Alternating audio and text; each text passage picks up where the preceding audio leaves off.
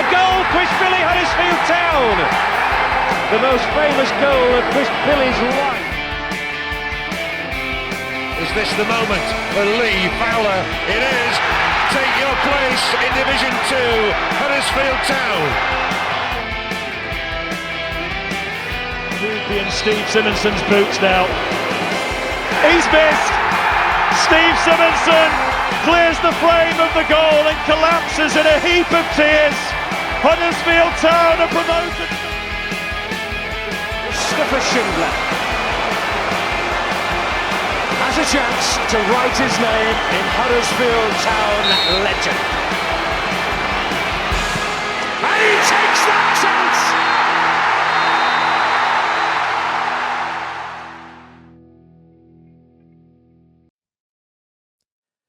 Hello and welcome to the Andy Takes That Chance preview show, The Drive-In. This week our metaphorical vehicle used for transportation has stuttered, stalled and refused to move. Has John Worthington got the jump leads as Town take on Mansfield Town in Huddersfield this Saturday? So we've done the football history killer between these two clubs earlier this season, but what I didn't tell you is that Mansfield is the second biggest town or city in Nottinghamshire with a population of around 110,000. It's named after the River Maun and the Old English word feld, meaning open country or field, hence open land by the River Maun.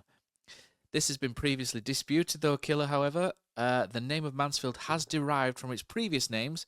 In the Domesday Book of 1086, it was the recorded settlement of Mamasfeld, and market petition documents in 1227 spelled it Mansfeld. However, King Richard II signed a warrant in November 1377 to grant tenants the right to hold a 4-day fair each year, and the spelling had changed to Mannersfeld.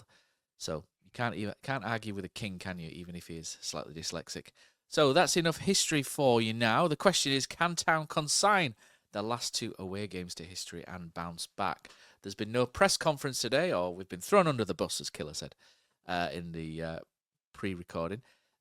It's happening tomorrow instead, so no need to worry. And I've not got a Mansfield fan on either for their take, and I'll be honest, it's hard enough to motivate ourselves, Killer, at the minute to appear, never mind chase others for their thoughts. So today, it'll just be me and Killer, and Killer will guide us through the form of Mansfield Town. I will do, Matt, but before I do that, I just want to ask you if you're in the same boat as I am, in that Saturday against Charlton were awful. Honestly, I felt low after that. But I kind of felt low in a way that I could accept, in that it went wrong from the off and games get away from you. And then Tuesday night came along, Lincoln away, good time to rectify the errors of Saturday, and I thought it was worse. I thought it was one more depressing. And as people have pointed out on the Patreon episode you and I did, we've never been more depressing or angry with how Town played, because it were awful. And then yesterday morning I woke up and I'm questioning whether I can be bothered getting a season ticket next year. I'm like, do I want to waste my weekends watching Town in League One, dross football, dross atmosphere? And then today I've woken up, Matt, and I'm ready again. I'm ready for Saturday. That's how fickle I am. It's taken me 2 days to get over the depression that we all felt on Tuesday after Lincoln. So I'm back on a bit of an up, Matt. I'm looking forward to it. It's going to be sunny. Mansfield I think they thought they'd sold out their allocation, but now they've put a few more tickets back on. They're coming with a couple of thousand fans, so it'll be a nice atmosphere in that end for them. The sun will be out. They're kind of Mansfield find themselves now at the beginning of the season going into this. We spoke about in the last drive-in show when we were playing Mansfield that they lost Hildred to Barnsley, and that was a massive issue. But when the season started, Mansfield actually outperformed Barnsley. We're doing okay. They were threatening top 6, top 8 for quite a while before they fell off before Christmas without having a proper bona fide goal scorer. The form between Christmas and February wasn't great, and it kind of got sucked into a relegation battle.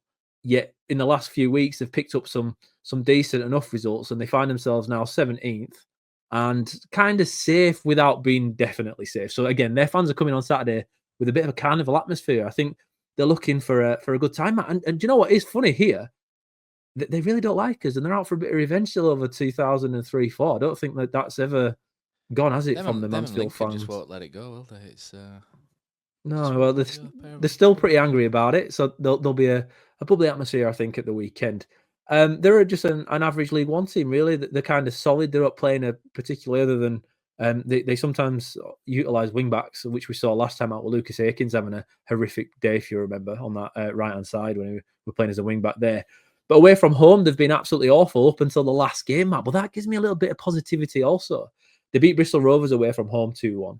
The last 2 games have all been 2-1. They've won a couple 2-1 and then lost to Charlton at home last time 2-1. So they're always a team in very tight games. But they beat Bristol Rovers last week for the first away game in 7, which is lucky for us, isn't it, Matt, as Charity FC? The last thing we want is a team coming here not having won in 8. But they are a team, Matt, that do score away from home. So this is unlikely to be a game where we can just scrape a 1-0. We're going to have to score more than 1, as they've only failed to score in 2 of the last 10 away games, which is quite a feat, really, for a team at their end of the division, even though the fixtures have been pretty soft. The last 6 games, the form's better than us. I think they're 12th and we're 16th in the table over those short period of games when you're looking at form. So it's another game, Matt, here where it's a bit of a tough. They beat Bristol Rovers away, and obviously we didn't have a great day. Birmingham went there middle of the week, and I think they got the job done in the end, but they were struggled for large periods of it. Yet Mansfield went and won 2-1. So they're not a team that can be ignored. They're a solid outfit that are coming with nothing really to lose and everything to gain. They're one of those danger teams that you don't really like facing at this time of the year when you are, as Town are, fighting for the playoffs. Yeah. I'm a little bit different to you. I'm still a little bit sulky. I'm not ready to go at all. After that Lincoln game, I think I've almost written the season off, to be honest with you. And I don't know if I can be bothered going on Saturday. It's just one of those things. It'll be a judgment call after my little boy finishes swimming, whether I can be bothered to drag him out of the pool and under the shower and get him set up and everything and ready to get to Leeds Road, run to the stadium and just about make kickoff. We'll have to see. I probably will go. Like I said, there's been no press conference today. So yeah, Mansfield are in a little bit of. They're a little bit hit and miss, aren't they? Like I said, they did start very well at the start of the year, and they're down at the minute in 17th. And there's talk of trying to stave off relegation from Nigel Clough in his latest press conference. When you look at the table, Burton are actually playing quite well at the minute, and they're in the last relegation slot. Mansfield are 8 points ahead of them, so you would think they'd be fine. I think it's just a little bit of bluster from Nigel Clough, just trying to get a little bit more out of them before the end of the season, but they should be fine, Mansfield. I think they're probably whereabouts they should be in the league. I think they've got a couple of good players, but overall, I think once you get a couple of injuries and people lose form, you taper off a little bit, don't you? Yeah. So I think from there we can do our favourite, mate. We can head to, I think, the tactics board and have a look at what's going on. I think we might as well jump in there nice and early after 7 minutes, because we don't, like I say, we don't have a Mansfield fan, so we'll jump straight to the old tactics board. There we go, my good man, and we're on the tactics board. So for Mansfield, they played 3-5-2. One of the last games, so they do switch between a 4-1-4-1 and a 3-5-2. I kind of fancy them for a 3-5-2 for this game. There just seems to be, I think they might try and pack the middle of the pitch just to come up against us and try and stifle us somewhat, because we don't really have that many natural wingers.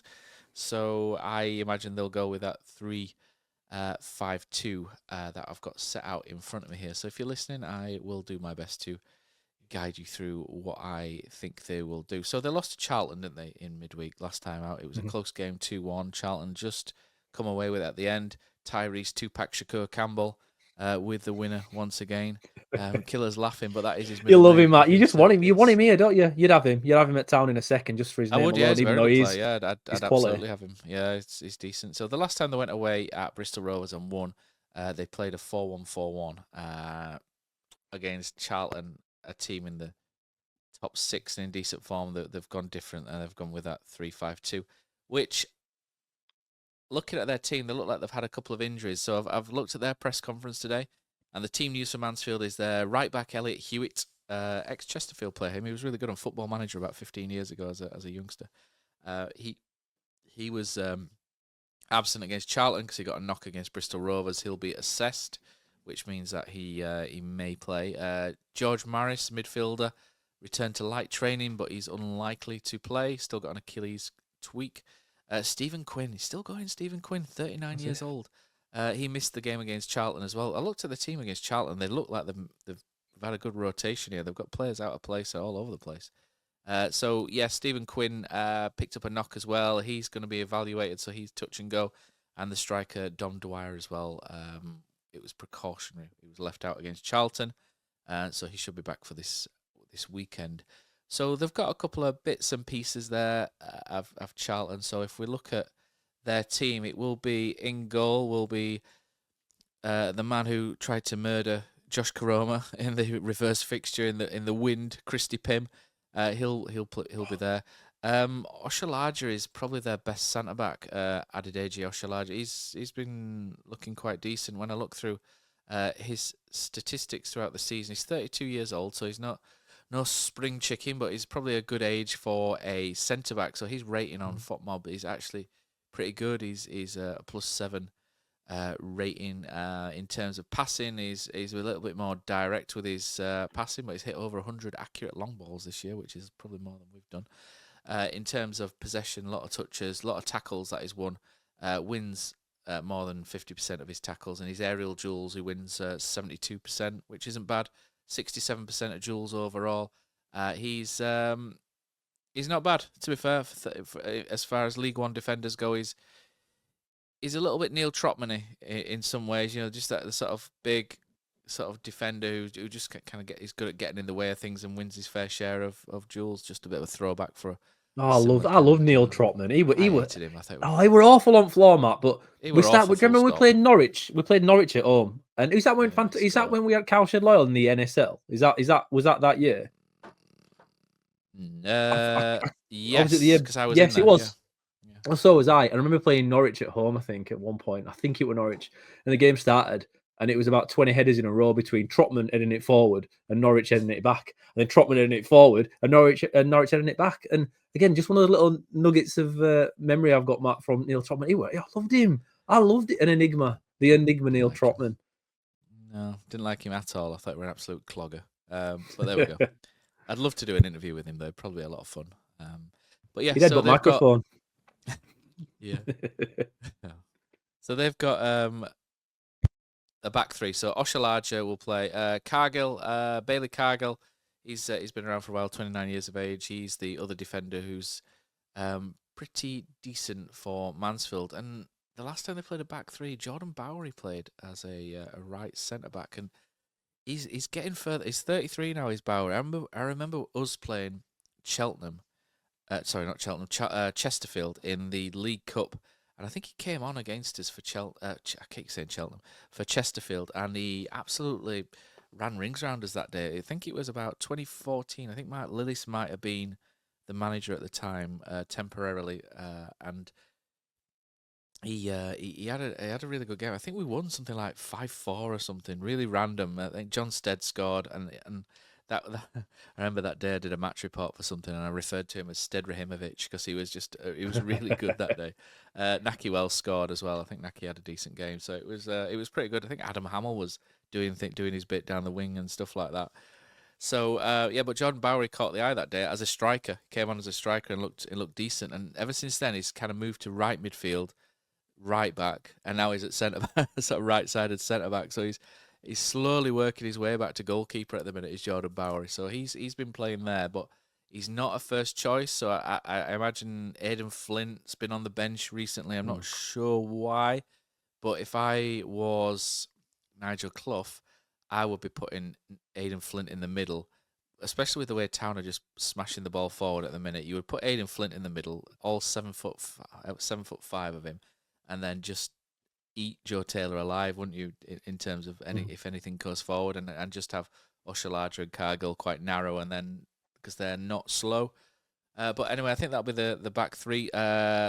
Wing backs on the left is McLaughlin. Midfield, Lewis, Reed, and Craig, and then up front could be a return to Jordan Rhodes. He started against Charlton. He's got one goal for them this season, so he's not starting every week at the minute is Jordan's, but Dom Dwyer could come back into the lineup as well. They've got Will Evans, who was on the bench. I've got no idea what they were doing against Charlton. It looks like they've picked like a scratch side. Will Evans is quite a decent striker at this level. I would imagine he'll start Will Evans up front. Keanu Bacchus was on the bench as well. He's I don't know what Nigel Clough was doing. He's pretty much dropped all of their best players against Charlton, I think just to piss me off. But yeah, Bacchus should come into midfield if possible as well. So they've got a couple of players they can bring in. But Aidan Flint has been on the bench, which is interesting. But Evans, I would say, would start up front with either Rhodes or Dwyer. But I quite like Will Evans. I think he's quite a good little player. So I think that's how they'll line up, 3-5-2. Right wing back, I don't know if we want to broach that subject, Killer. I'll leave that to you if you want to broach the right wing back. It's a delicate one. It's a delicate one, isn't it? With Lucas Akins, obviously he was he pleaded guilty, I think, to... I've got to be very careful this because, again, this is a very legal issue.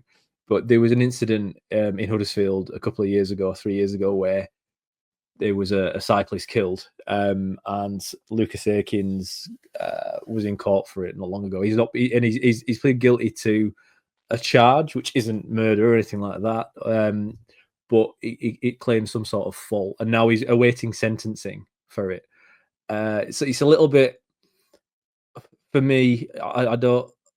It's an awkward situation where it's strange for him to still be playing when this is going on. It's a very different situation for everybody and difficult for everyone. I get that, but I just feel a little bit sorry for members of the lad's family who could potentially be watching the game. Obviously, they're from Huddersfield, they live here, and Akins is potentially playing on Saturday. It's just going to be a really awful situation, and I just hope whatever is the best way to deal with that, it kind of happens on Saturday. It's just.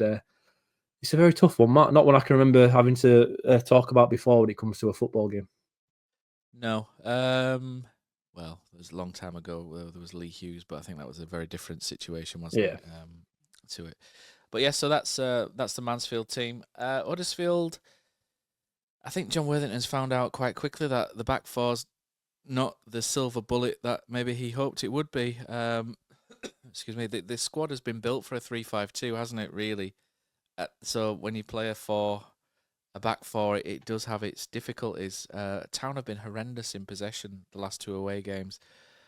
The ball's gone forward too early, very early, to no one, which is the annoying thing. I think things will be slightly different. I think he'll go with it. He went more 4-2-3-1, didn't he, than 4-3-3 against Lincoln. Didn't work, but I imagine he might keep that going in. I did feel like he maybe went a bit too defensive in the two midfielders, and maybe hopefully he'll get the balance right this weekend. But Lee Nichols will start in goal. Right back is interesting. I think Ollie Turton's had two really poor games. But Brodie Spencer's likely to be injured. I think he's done his hamstring, and if he's got a hamstring injury, he's not going to play. So there's a question whether you play Sorensen or Turton at right back. If they're playing 3-5-2 and wing backs, I would be tempted to go with Sorensen at right back, just because he offers more with the ball. Although he's not been amazing himself, has he, this season? But I kind of like Lasse Sorensen. There's just something about him I quite like. But I just feel like we've not seen anywhere near the best of him. But if he can get somewhere near that once or twice to the end of the season, he'll be very useful. Again, though, he's not a right back. He's a midfielder. He's a right wing back / right midfielder. So there's also the argument to stick with Ollie Turton. But if you stick with Ollie Turton, then you're not going to get anything going forward from that side, and you're at home. So it's a difficult one. I can see the merits of both. I can see why I think Worthy will probably go with Turton, but I personally would choose Sorensen for this one, Killer. Yeah, I understand that as well. I do feel with Lasse Sorensen though, Matt. Here's another question to you. I feel like I'm asking you a lot of questions today. Do you reckon he's been the most underwhelming signing of the summer for us when in regards to expectations and delivery? Because he started so well in the first couple of games. He looked fantastic, and then from then on, he's just, maybe fantastic is relevant to everybody else's performances for this season. Him and Evans have been disappointing, haven't they? Yeah, that's where I'm at with it. But I'm with you. I think I'll be looking at. I feel like this game, before we even go through the 11, is it's worth his last chance, really, of giving it a good go. I felt like we didn't have a good go against Lincoln. I felt like we were defeatist from the outset with the way we set up and the way we played. And I feel like we're back at home against a team that are there to be beaten, that will have a really, really good go. And if that's the case, you have to get your ball players on that do well going forward. Now, I am a big Ollie Turton fan, or I have been up until the last couple of games, Matt, because as you say, he's been the weakest link. That for was the only last couple Stephen of Chicken games. for a minute then. Sorry, Killer. Go on. No, sorry. No. But he's been... Steve loves Ollie Turton. That's the joke there. Well, against Wigan at home, I think that's when he did okay at the beginning of the season. When he scored the winner in that one. Yeah, he did play well. And then a run of games where he looked all right. And then when he got injured, didn't he? And then he's missed a couple. And he got moved out of the squad. And then since he's come back, he's not been great. He's not been great at all. So I'd be going with Sorensen too, Max. I think you need to get as many people who can drive that ball forward and ask Mansfield questions and make it tough for them. Because as you say, if Aidan Flint plays at centre back, it's going to remove such a big aspect of the game that Town have tried to play for the last couple of games and a lot of time before Crawley. So we're going to have to find another way to do it. And to me, Sorensen could be a big part of it. And he's, of all the guys that would go for Weirmart, he's probably the one that would offer us the most that they wouldn't be ready for, because it's tough to mark him if you're playing as a wing back. It makes them go into kind of a 5-4-1 formation instead, or something similar, 5-3-2. And it makes it more difficult for them. We think Marshall will probably be on the right-hand side again, don't we? And basically that allows Marshall to come in and maybe take players with him and Sorensen go on the outside. So, you know, it allows that to be a little bit more effective, because currently Marshall's going in and there's nothing going on the outside at any relevant speed. So maybe that would be... Because there was a game before Christmas where Sorensen played as a right-back for Michael Duff, and he actually put in a really good performance. I remember Dave Hartrick, of all people, praising him quite a lot. And I'm struggling to remember who that was against, but it might have been just after Christmas, around January. But he played in a back four and he did quite well. I think it was, we beat Shrewsbury away as well. And I thought he was quite good against Shrewsbury. But yeah, so Sorensen for me and you. Centre backs, I think the centre backs pick themselves. They're the only two fit at the minute, aren't they? Radinho Balker and Matty Pearson. And we noticed, didn't we, on Tuesday, Matty Pearson moved to left centre back from right centre back just to allow Balker to be the more ball playing one and be more naturally on his right side, which is fine. But he did play left centre back, didn't he, in Holland? So I mean, he's capable of doing both.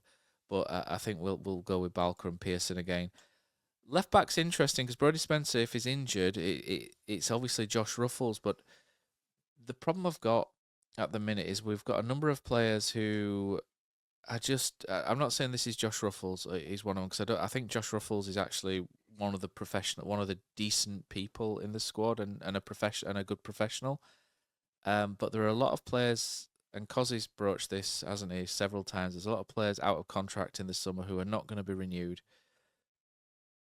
At what point do we kind of think, right, maybe we'll have a look at Luke Daly, for example, with an eye on going forward? I mean, it's not yet because we're not out of the playoff picture completely, but at some point, I think someone like Luke Daly needs to be looked at, because he's into his early 20s now, and you've got to make a breakthrough at some point, haven't you? Neo Eccleston, same at right back as well. So you're kind of keeping half an eye on these players, because if Ollie Turton and Josh Ruffles aren't going to be here next year, and Town fall away from the playoffs, which obviously we hope is not the case, then I would be sort of having, right this very moment, I would have Luke Daly and Neo Eccleston in that squad, pushing them at the minute, and just keep, as Dave Threlfall-Sykes always used to say on the commentary, keeping them honest, Killer, keeping them honest. So yeah, I would have those two in the squad. Josh Ruffles plays because we're not out of the playoff picture yet, so you can't go throwing in kids, because what happens if Bolton lose and then we don't win because we've played a load of kids? People will go absolutely mental, won't they, as they would rightly do. So Josh Ruffles plays because he's, again... Actually, do you know what? I'm going to change my mind, Killer. Josh Ruffles. Are you going Ruskin? Are you going Ruskin? Are you going? Oh, there we go. Yeah. I'm waiting for that, Matt. I'm waiting for it, because I've just flip-flopped on myself. I'm going Ruskin at left back. Oh, nobody wants to sell flip-flopping, Matt, do they? But if you're going that Sorensen down the right-hand side, you can go with Ruskin down the left-hand side as well and have a proper go. This is why I'm excited, Matt. This is why this morning preparing for this podcast, going through what I thought we might be going with, and I don't feel like Worthington can do anything other than playing both Karoma, skipping to the left-hand side, and Ruskin, because we haven't scored for I 2 don't games. think he's We've going to not play scored. Ruskin. I don't think he'll play them both. I don't. But I think he'll But play it's Ruffles and go cowardice, safe. Matt. It's cowardice at this point. But This is I would the go game Ruskin. to have a go. Yeah, me too. I would go Ruskin. Then that means you've got 2 in midfield, which you can go Kasumu and Hogg if you do that, because basically what Hoggy would do is he would sit between the 2 centre backs and split them, and that would make your defence a little bit less prone to that counter attack. If your fullbacks are pushed up. So maybe there's an argument to keep Hogg in the side to do that if you're picking the attacking fullbacks. If you go Turton and Ruffles, I don't want Hogg in the team. No, it has to be Kasumu and Hodge or Kasumu and Evans in that role. But yeah, I think if the 2 fullbacks are going forward, then there's a place for Hogg to split the centre backs. Kasumu, obviously coming back from injury, you could even drop him out for this one if that's what you're doing. But you do miss his energy. I think Ben Wiles needs to drop to the bench. I think he's been really poor recently. I know you like him, and he pops up with goals, or he was popping up with goals and assists. Turning into Darren Moore there, right? Cause his favourite meme. But I would possibly go with Evans at the 10 just to change it up, because I don't think Ben Wiles has done enough. In midfield, I'm going for, if he plays the 2 attacking fullbacks, I would probably go with Hogg and Kasumu. I know there's not a lot of creativity there, but what that allows is it allows the 2 wide players, Karoma and Marshall, to come in and support Taylor better and push your fullbacks right up. And then basically you attack more that way. And then Hoggy can drop in between Balker, who can then push wide right and then do the passing that he likes to do from that wide right centre-back role, or even underlap from that right centre-back role to move into midfield, which then Hoggy will drop in and just sit. And then you can have Hodge or Kasumu doing what they do, in that sort of number 6/8 position between defence and midfield. I'm a little bit torn who I'd go with in those 2, because I think we're going to have more of the ball, which then makes me lean towards Hodge. But if you're going 2 attacking fullbacks like that, you need some kind of defensive cover, which Hodge, as we saw against Charlton, doesn't quite offer. But we're not playing Charlton, we're playing Mansfield, and we're at home. So I'm kind of thinking Hodge and Hogg for me on this one, just if those fullbacks play. But then I'm talking myself out of that because Kasumu was our best midfielder. So what do you do, Killer? What do you do there?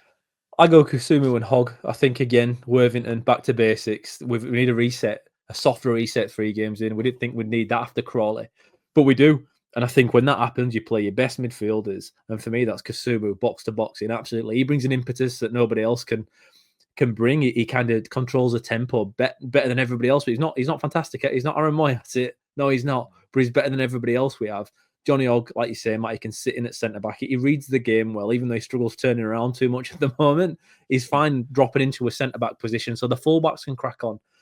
But I still feel like I'm the only person in the world, other than the town managers, that think Ben Wiles is still the best 10 option we have at 10. They pick him time and time again.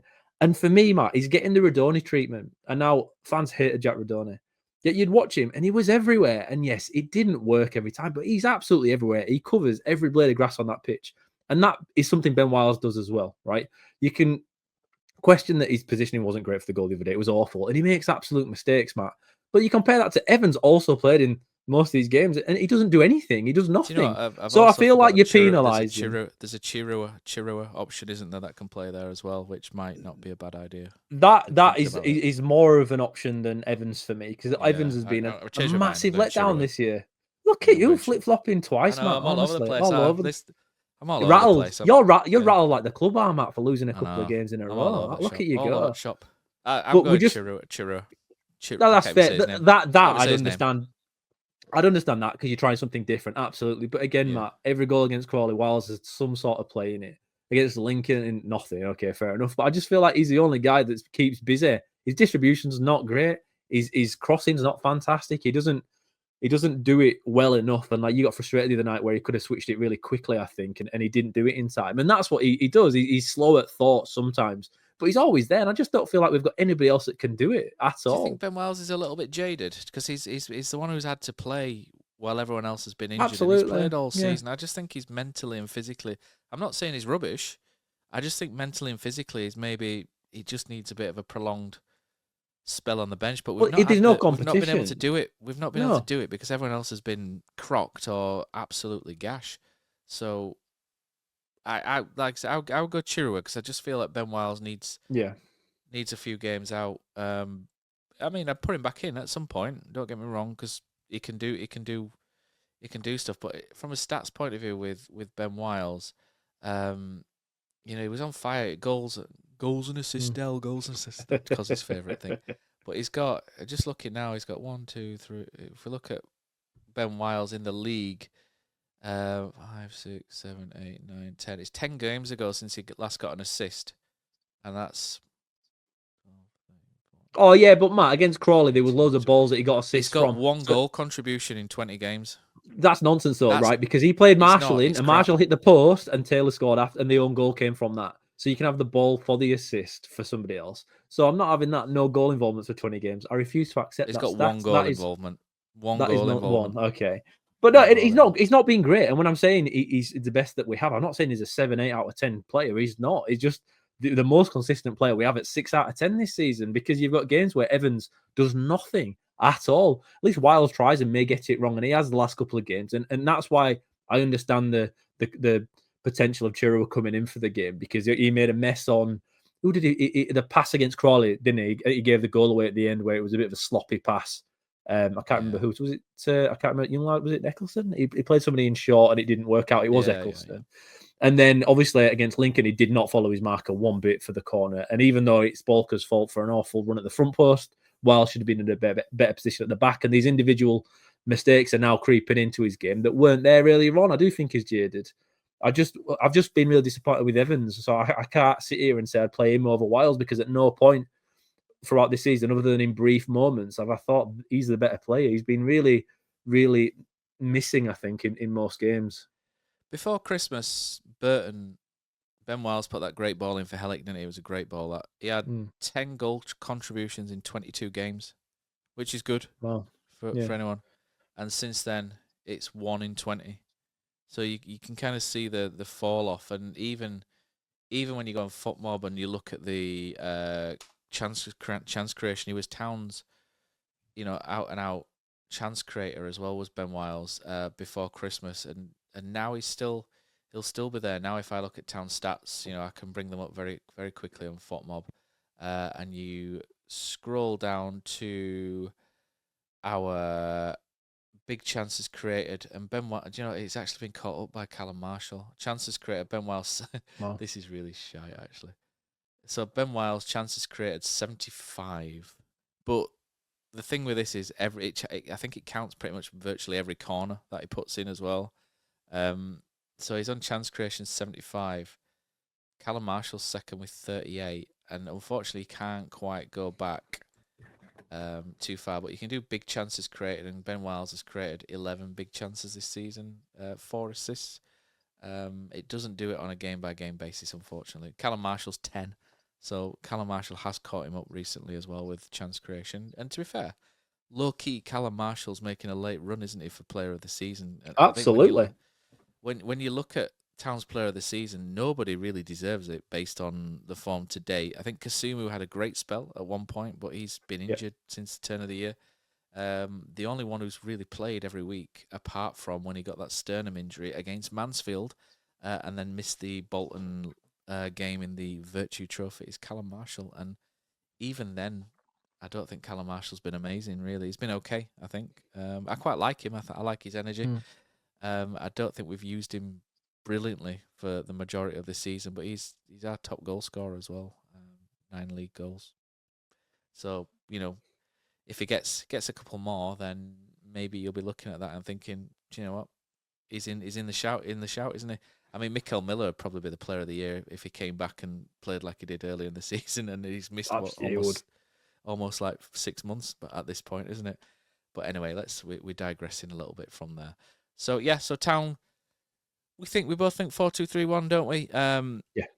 there are options. Just to recap, then the team that I would go for would be Lee Nichols in goal, Sorensen at right back, Ruskin left back, Balker and Pearson as your centre backs, Hogg and Kasumu if those are the full backs, Hogg and Hodge if it's not, or Kasumu and Hodge even, and 10 I'd go with Chirua up front. Say his name and he will appear, Joe Taylor, and then the wide options Karoma and Callum Marshall. And prediction wise, my man, what are you going for? Tell you what, I'm excited looking at that team, Matt. If that's what we actually go with, I'm actually buzzing even more so for Saturday. Just going for it, Matt. Have you not 6 learned strikers your on the lesson by now? I know, but disappointed. But we're gonna have 6 strikers on the field at one point. That's what that offers us. It's Freddie's off his exciting. honeymoon. Maybe we'll have another one. Yeah. Oh yeah, Danica's letting him play now, so Freddie's back on Saturday. It's going to be a cracker. Mansfield 2-1. No, I'm joking. I'm not going down that route. I think this is a must-win game for Johnny Worthington. There's rumours sneaking about, isn't there, about potential managerial changes and whatnot, and whether it's true or false, a win on Saturday will only help him. And it's clear he wants a job, listening to what he answered to Catherine Anna in his first interview regarding his position. Might have changed his mind by now, to be fair. No. I can't blame him either. But no, it's a must-win game for Town, and I think Mansfield are going to come. And like I said, they're away fans, party atmosphere, so they're going to be a tough team to beat. But I think Cloughie rested players against Charlton, and he'll rest players against us a little bit, because I think he's looking at he needs a few extra points to be safe in this division. And losing to us, if he gets some of the other guys back from injury, I was listening to one of their podcasts this morning, and they were talking about they've got a lot of long-term injuries and they've got a lot of games in a short period like we have, but they've got a small squad. We've got guys coming back and they don't really have it just yet. So they're having to really rest kind of the first teamers in moments, and that's why maybe Rhodes started against Charlton after not playing that much recently for them. So maybe that's another thing, that this isn't a game they're focused on. That's what happens at this end of the season, isn't it, Matt, where you target specific games if you still need something. Orient on Tuesday. The thing is, they've only got Orient on Tuesday, and there's no game for 10 days for them. Yeah, well, so maybe they'll look at maybe they'll feel the way into a game that you keep those guys on the bench and bring them on if you need to impact it if it's tight enough. But I don't think Town away from home is the one they'll be looking at for going all out in. I'm going, Matt, because I'm so excited about all the attacking options that we must be playing on Saturday. I'll go 3-1 Town. I feel like Worthington is, again, Mansfield will score, I think, with the way they attack and the way we can't defend. The way Balker seems to decide to pass it out from the back, even though he's a little bit better at right centre back. And the lack of marking from corners, we don't fancy that anymore now. Hellick's gone. So we will concede, but a 3-1 win. I'll go for Taylor with 2. I'm expecting a lot more from Joe Taylor. I thought he was actually disappointing against Lincoln. And I know a lot of people said, well, he got no service. I still expect more from my number 9 than he offered. Sometimes. Yeah, he came short later on in the game when he got really pissed off that nothing was going all the way to him at 9, so he dropped into midfield a little bit to play the ball off, but he should have done that much earlier for me. But 2 goals for Taylor and 1 for JK. I think Corona will get 1 as well. So 3-1 Town. Yeah, I think 2-1 to Town, 2-0, 2-1. You know, that kind of score. I do think we'll win. And I think because we love him in Marsden and Paddock and Castle Hill, in Golka, Lepton, Holmfirth and Denby Dale, they say, I believe in Joe Taylor. So, yeah, I think Joe Taylor's going to score. And then it'd be someone random. I think someone like Sorensen or something. I could just see a random goal coming from Scrappy, sort of in the box, kind of falling for someone. Yeah. Someone like Sorensen, Ruskin, or Ben Wiles even. now I've savaged him for his last 20 games, but I could flip flopping again, Matt. Yeah. There you go. Look at you. You're on for Atte. You got the hat trick. Why break the habit of a lifetime, eh? Yeah, I think Town will win. So let's go to our Patreon users. Thank you very much for signing up for the Patreon. You can still sign up for it. We've had a good trickle through in the last few days, and we've reached a couple of milestones. I think now, Killer, we're heading onwards and upwards with that, which is really good. So what we'll do is we'll just quickly go back to our community page on here. And if you are a signed-up member, you can get involved with the podcast like you are doing now. So Alex Vasilenko says, Town 1, Mansfield 2, protests/rioting in the stands. I think there is supposed to be some kind of protest at some point, but I'm not entirely sure what it's for. whether it's season card prices or other things. I'm not sure. Tom Reaney, 2-2 draw, inevitable Rhodes goal. Dan Peckett says a classic game that will be remembered by all with a 0-0 score. Nagel will give new contracts out to the players for this achievement. Wink, wink. Philip Ross says, I actually think we'll win, but as with all season, it's papering over the massive chasm that is, in fact, that this squad needs a full reset, and there is a real lack of connection between fans and the club currently. 2-1. I think me and Phil are on the same page there. Colin Fronchak says, 1-1. I do think there'll be something of a reaction, but I also think the atmosphere around the place is really getting through to the squad. Mentally fragile. In fact, he's put Friggle. Friggle squad. A mentally Friggle squad is called. Fragile, I mean. Can see the anti-Cartwright Edwards rhetoric ramping up. I can't see Nagel removing them until the stadium deal is done, though. I mean, how do you judge whether Jake Edwards is doing a bad job as a CEO? It's not as easy, is it? I mean, you're sporting director. You can kind of say, look, he's in charge of. I know everyone is heavily weighted towards transfers with sporting director. It's not the only thing they do, but you can kind of look at the on-field performance and kind of go, yeah, that's crap, that's crap, that's crap. He's not doing his job. You kind of do that. Whereas a CEO who's more of the business side of things, and we've just brought in Castor, haven't we? For apparently it's the biggest deal we've done for a kit manufacturer. I mean, how do you look at that and sort of say, well, he's not doing a good job? It's a bit more difficult to quantify his role, isn't it, than the sort of like football side of things, I think. Yeah, it's hard, isn't it? Because you don't know his remit. You don't actually know if you can. The argument would be, well, he brings the guys in, he brings the sporting director in, but I guess a lot of that will also come from above, from Mr. Nagel.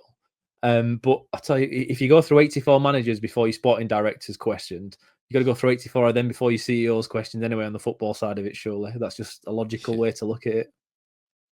Brett Lodge says 2-0, really need an early goal and a positive performance, or I fear it could turn toxic in the ground. Just give us something to cheer. Jack says 2-0 Town, I think, and hope the players play with a bit more pressure with a home crowd, similar to Crawley at home. However, I would hardly be shocked if we lost 2-0 as well. Joe Taylor to score twice. Say his name and he'll appear. He hasn't put that, but he should. Jerry Hinnon says 1-1, Taylor, 32nd minute. Mansfield at the death, because can't expect nice things at the minute. Lee Morris says we'll lose, because that's all this bunch of... Go on, Matt. You're not getting rid of the swear words today, Lee. This bunch of winkers? The winkers? Yeah, that'll do. Fair enough. No, losing. Glad I'm not going. He's off back to Golka. I've keep teasing Lee. He's literally 2 weeks away from going back to Golka and signing up for the board, I reckon. Joanne Parker says, it's only Mansfield, isn't it? How hard can it be? I guess we'll lose 0-3. So Josh Anfield says, I'm delighted it's my mum's 60th birthday this weekend, so I can't go. Honestly, though, I'm struggling to care. I've never felt more disconnected from a group of footballers and non-playing staff since I started supporting Town. Probably win 2-0, though. Scrappy goals and a poor opposition. Happy birthday to Mrs. Anfield. Simon Curden says, Town lucky to get 0, Mansfield 1. Winkers, at least give us something to get excited about. Some anger going on here. Mark Harrison says, I think we scrape a 1-1 draw, but would not be surprised to see another defeat and another new manager rushed in. Aidan Grover. I've run out of Percy Jackson jokes now for Aidan. He's done an article, by the way, looking at potential signings. So have a look in our Patreon section for articles, and you'll see a nice new shiny article from Aidan. He's put 0-1 Mansfield. They'll want it more than us. And Dan Peckett says, you just know Town's social media team will be giving it the Billy Big ones if we beat Mansfield. I mean, the all social media teams do, don't they? If you win a game, it just is what it is. And that's it from everyone. Thank you very much to our Patreon users. You can sign up for the Patreon at www.takesthatchance.com. And I keep having a promise that someone in particular that we both know will sign up. I've even given him the link about 15 times, and he's still not signed up, although he does enjoy Killer, a nice pseudonym from time to time. And I think you know who I mean if I go with that, doesn't he, Mr. Taylor? We'll go round the grounds for this weekend. So currently, as we're speaking, Chelsea are beating Tottenham, but that's a long way away from our level, unfortunately, these days. Yeah, it is. There's no fixture for us on Friday night. It's Championship 1, but on Saturday, we have in League 1, Reading versus Wycombe. Oof, tasty. Do you know what? If we were still in the hunt for the top 2, which we're miles away, mate, we're 10 points off bloody 5th. That's how bad it's become. I thought you were going to say if we were still in the hunt for the playoffs, Matt. I thought actually that's where you were leading. I keep forgetting we're in 8th, aren't we, or whatever it is at the minute. It's an absolute shambles. But Reading versus Wycombe. This is interesting, because Reading are on the verge of going bust, which we don't want at all. Wycombe tried to steal their training ground. They did, didn't they? Yeah. Yeah, Rob Coeg, who is the ex-owner of Wycombe, who sold it to I think he's Kazakh, the guy who's come in. He's trying to buy Reading, or has tried to buy Reading, failed, and he's now suing the Chinese owner, Dai Yong. Is it Dai Yong? Yeah. He's suing him. There's someone else coming in for Reading, but he can't proceed until Rob Coeg stops suing Dai Yong. It's an absolute mess, Reading, at the minute, and I do feel sorry for them.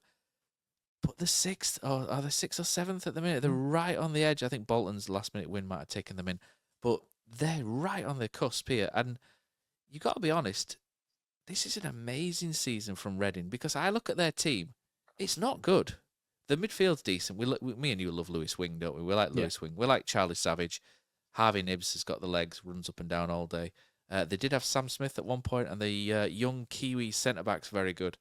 Other than that, there's nothing there for me in this Reading team. I've got no idea how they're 6th or on the cusp of 6th, but they're going, and they're good at home, and Wycombe are coming, and there's edge there. And this, for me, is the game of the day, really. I haven't even looked at the others yet. I'm not interested. I'm quite invested in Reading versus Wycombe all of a sudden. And do you know what? I know we're chasing 6, but I wouldn't mind Reading just to do them, this is for the training ground. You love stuff like that in football, don't you? That's what you need on a bed sheet. That's the Monday fan protest, is a bed sheet. That's it. Do it for the training ground. Reading are unflushable, Matt. The team's awful. Bar the midfield. Log. Yeah. But we just expected them to drop off, and every week, Matt, they'll drop off the shite. They'll drop off. And like you say, until Bolton scored the last-minute winner, they were in the playoffs. They were 6th. And I told Neil on Sunday they were shite Reading, and I still stand by it. But they're just doing amazingly well. I think it shows you. Ruben Sellis has done a brilliant job there, and I know he's at Hull now. But it shows you the midfield. If your midfield is and they play every single game. Honestly, they've missed next to no games whatsoever.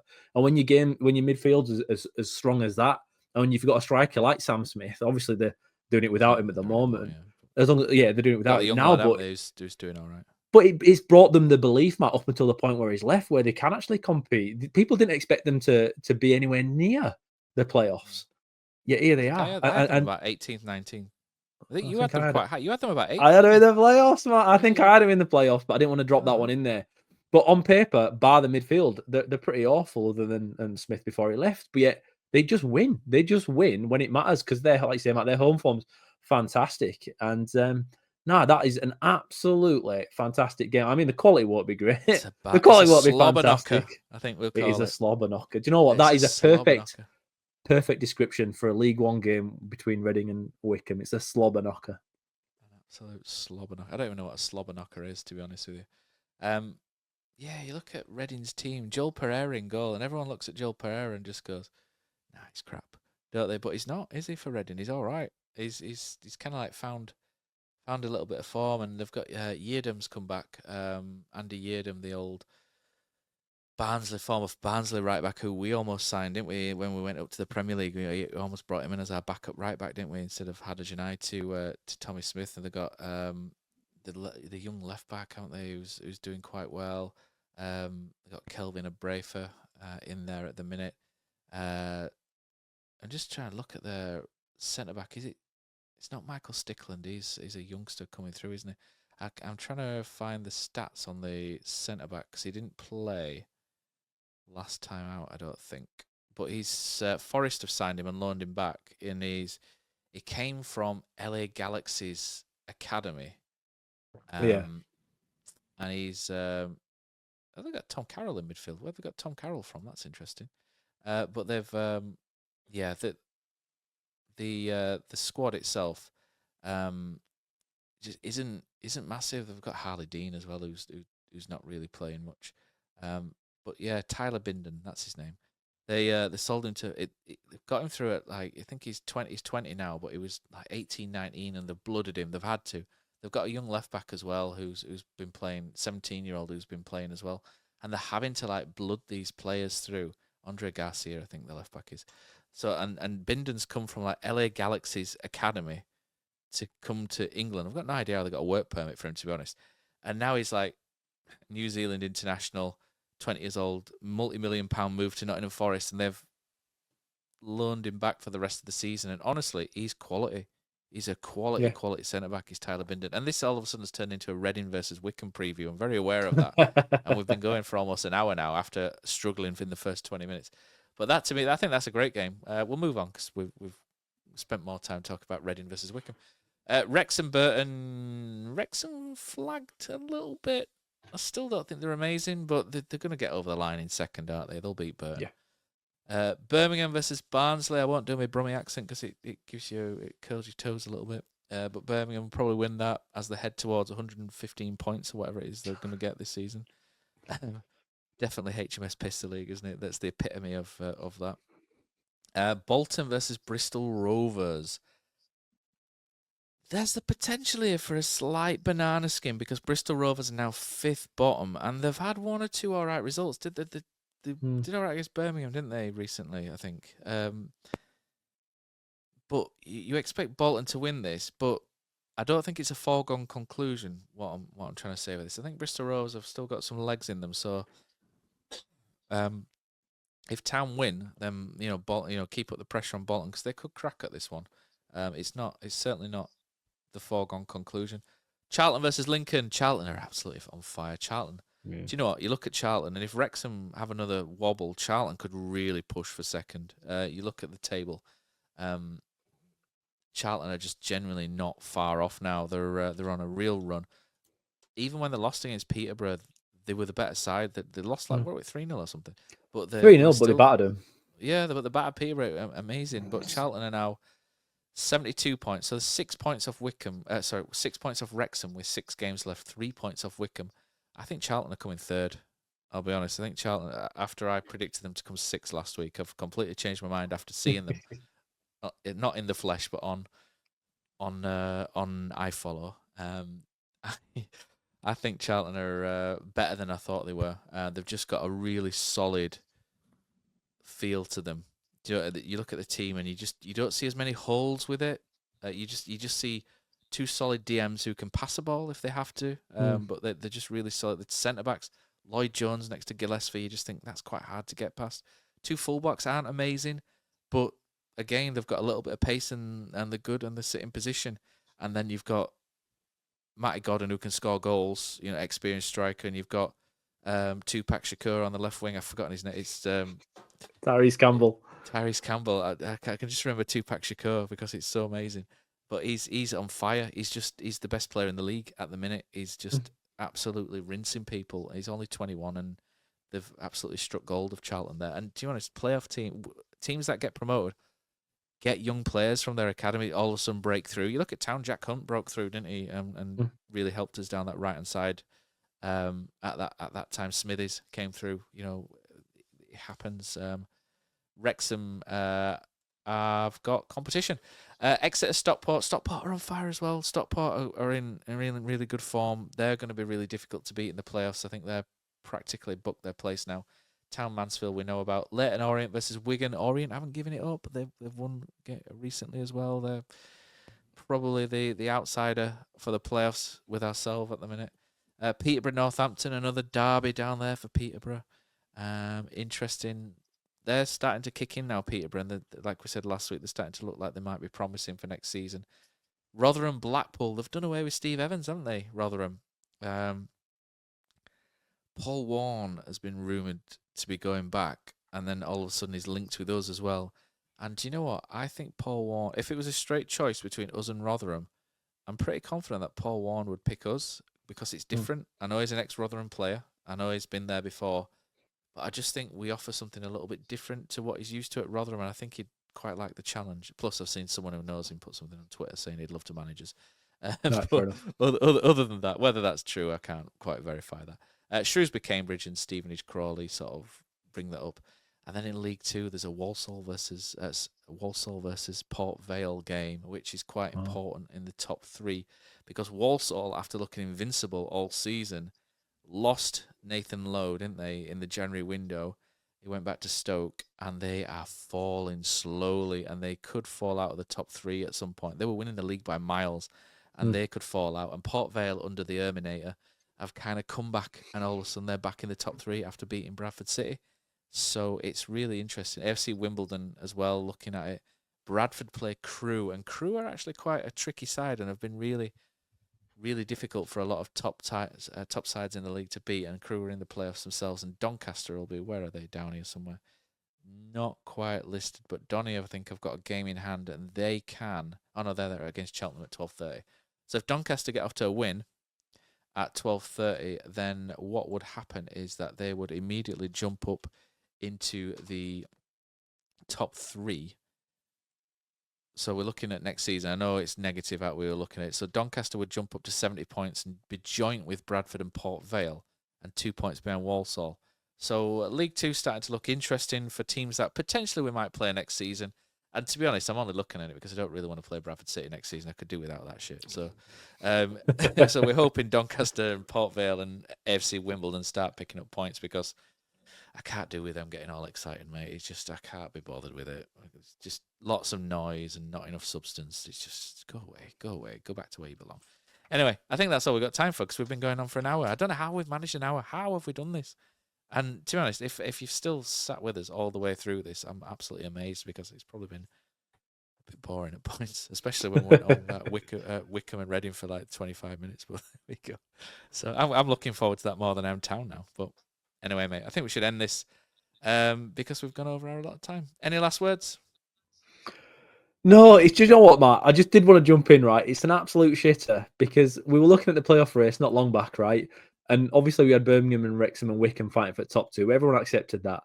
And then there was Charlton and Stockport that had kind of nailed 4th and 5th, even though, like, I'm with you, I think Charlton might nick 2nd. But then it was us, Bolton and Reading fighting for 6th, yeah? That's what we expected. 2 games later, Blackpool and Leyton Orient have turned up, and now it's 5 teams fighting for 1 place. And I won't back us against anybody, never mind 4 other teams in a race to the end of the season. It's just got so much more difficult to even get 6th. And considering what we did as a mid-season review podcast, where we all sat there saying, are we going to finish top 2 or not going to finish top 2? Are we going to finish even above 10th? Because there's so many teams now fighting for 6th place in the playoffs. I tell you what, Matt, League 1 might not be the best quality when it comes to football, but when it comes to entertainment, it's entertainment. It's good. It makes me bloody miserable, mate. Oh, this is not entertaining for me. This is soul destroying. Is this? Huddersfield Town in League 1. I hate it. Get me back to the Championship where I can at least breathe. This is doing my head in. Anyway, mate, I think that's enough time. Enough today. Thanks for joining in. Let's hit the music, and remember, sign up for the Patreon. We love you if it's free or you're paying for us. It's great. Thank you.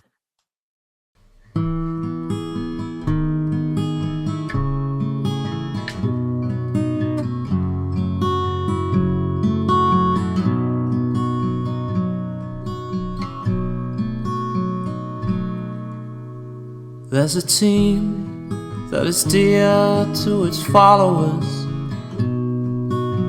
The colours are bright blue and white. They're a team of renown, and they're the pride of the town. And the game of football is their delight. And all the while upon the field of play, thousands loudly cheer them on the way. Often you can hear them say, who can beat the town today? And then the bells will ring so merrily, and every goal shall be a memory.